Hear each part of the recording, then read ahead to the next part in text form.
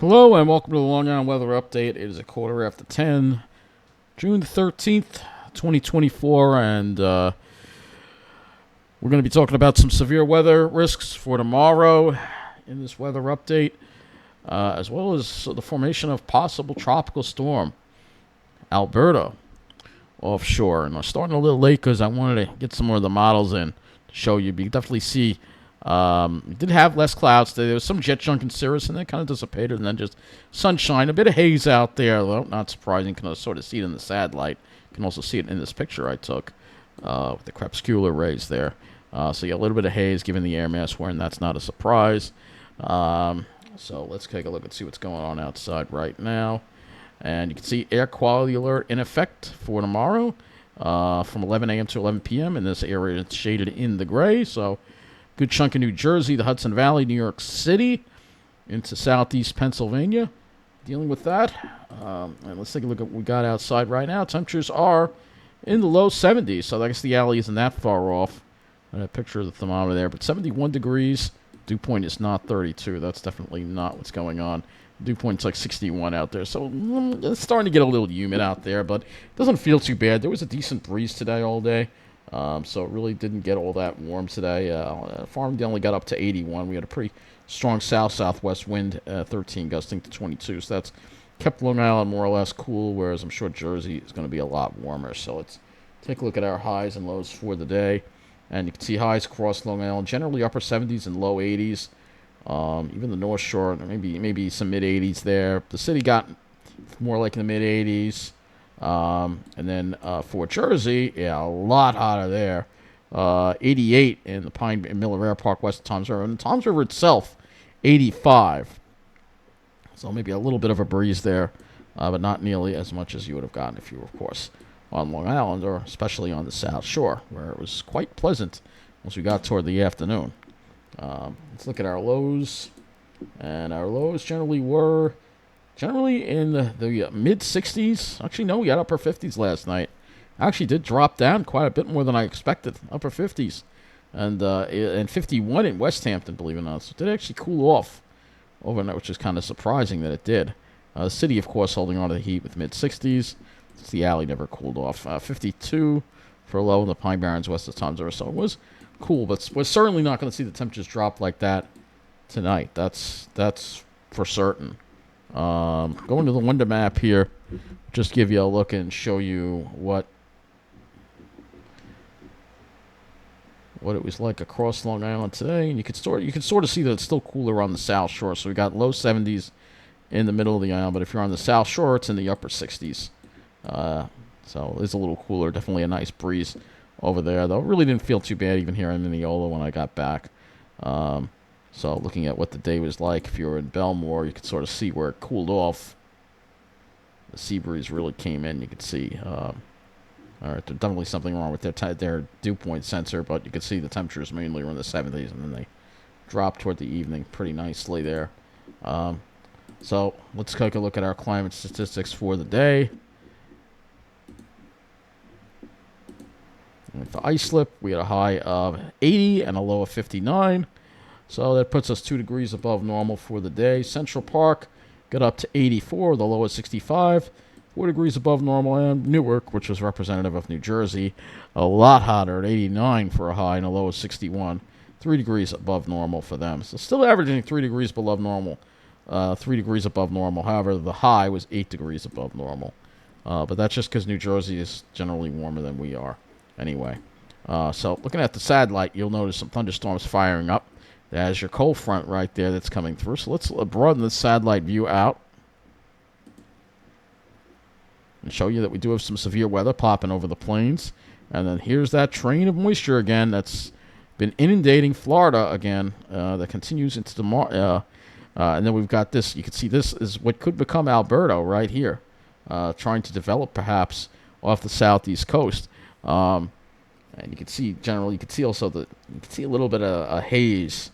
That's all that haze in the air that you're seeing is probably come all the way from Central America, from those wildfires there. But we do have a front that is coming through, and you can see it's triggering showers and thunderstorms, some of which are severe. So going back to the weather and hazards map, I didn't mean to close that, but Sometimes that happens. And you can see we've got a large, long, sneaking area of severe thunderstorm watch through the Midwest there. Numerous air quality alerts also in effect as well. Heat advisories, of course, still dealing with the heat in Arizona. And then Florida, still dealing with flood watches and flood warnings. Right now, I don't see any active flood warnings. But we're going to go and take a look at the observations, and we're going to go and take a look and see how much rainfall they've gotten in the past 24 hours in Florida. And, yeah, still, it looks like some areas didn't get quite as much as yesterday. But look at the Keys. I mean, another 6.36 inches there. And they're not done yet, so there's still more rain to come. I think maybe the worst of it may be over, hopefully. But you can see still getting a decent amount of rain there for sure from that moisture there. So let's go to the national. Let me just pull this out a little bit, see what our warnings are, see if there are any tornado warnings. I think these are mostly just severe thunderstorm warnings here that we can look at here. But we do have a number of severe thunderstorm warnings out and one flash flood warning out. No tornado warnings. But this line still is, we can switch this over to the lightning and kind of show you all the lightning that we have. So you can see the lightning again. That's actually going to use this for several purposes. So you can see the lightning here on this line. This is what we got to worry about for tomorrow. And then watch the lightning over here too as well. As we could watch possible Alberto here forming. Looking at the radar, you see this line. Wow, that looks like a pretty intense line there. Looks like ready to cross the border from Canada into the United States. And this is what we got to worry about for tomorrow. And then we have another area of thunderstorm activity here over Illinois and going into the Midwest. Over Florida, let's see what we got going on right now. So, yeah, a little quieter than yesterday. Hopefully maybe the worst is over for them, but still, that had to be a record-breaking rainfall for sure that they dealt with. So let's go to the National Hurricane Center and see what they've still got. 20% chance that this Invest 90L is going to become something off the southeast coast. So let's look at the Storm Prediction Center, and you see there's that risk for severe weather mainly in the Midwest, but when we go into tomorrow, you'll see that we have slight risk. Nothing's really changed from yesterday. Got that slight risk. That's mainly Hudson Valley, Connecticut, Massachusetts, going down into northwestern New Jersey into southeast PA, and then you got the marginal risk that we're all under. And then so that is what we have to worry about for tomorrow. So let's go to the models now, and we're just gonna go to the let me go to the eastern. Let's just go to the eastern U.S. view here on the GFS, so you can see what's going to happen. So as we go into tomorrow, you see that front come through, and here it tries to develop something out of possible Alberto. Won't be very strong, but it could possibly form something, even if it's just briefly. And then some impressive shower activity and thunderstorm activity. See how dark those shades are for tomorrow here. In fact, I'm going to move this over to the radar. So here's the radar, so you can get an idea of kind of where that heavy thunderstorm activity is. And there's what could become Alberto right there. So we have a front that's going to be passing through for tomorrow, and that's going to bring us our severe weather risk. So let's go to the models now. We're going to first start with the HRRR here, and we'll keep it in precipitation mode because we may even have a scattered shower thunderstorm with a little like disturbance early in the morning, like 7, 8 o'clock in the morning. Then you can see a few of them form up to a few scattered showers, but you see the line really gets itself together around 7 or 8 o'clock now. That's what it's looking like. 8 o'clock is when we're going to see this line move on through. And you can see it move through there, and you can see it looks like it dies out a little bit, but not that much. And then we're going to have some rain with that line, and then maybe another area of rain behind it before it finally moves out. We could actually use some rain because we haven't had rain in a while, believe it or not.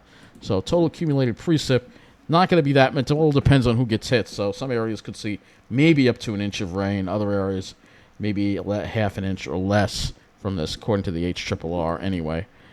Dew points and wind flow. We're going to go look at this just to show you the front. So again, you see the south-southwest wind. For tomorrow, that means that we won't be dealing with too much heat. It's just going to be humid. The heat will be inland for the most part. And then we have that you have Alberto kind of shifting the wind to the east a little bit there, kind of slowing the front down, if that is Alberto or whatever that is, that low that develops there. So the drier air is going to take. It's not really going to arrive until probably midday Saturday, and you start seeing the dew points drop as that drier air comes in. But it will take a little longer, and that this might help to slow the front down a little bit, and may reduce our risk of severe weather. A slow moving front generally would reduce that. So going into tomorrow, obviously the lows tonight aren't going to drop much below the mid-60s. Tomorrow we should get into the 80s, similar temperatures to today. Maybe a little bit warmer, maybe like low to mid-80s across Long Island, especially northern and western parts. Jersey, probably going to see close to 90. The city definitely will probably be upper 80s, maybe close to 90.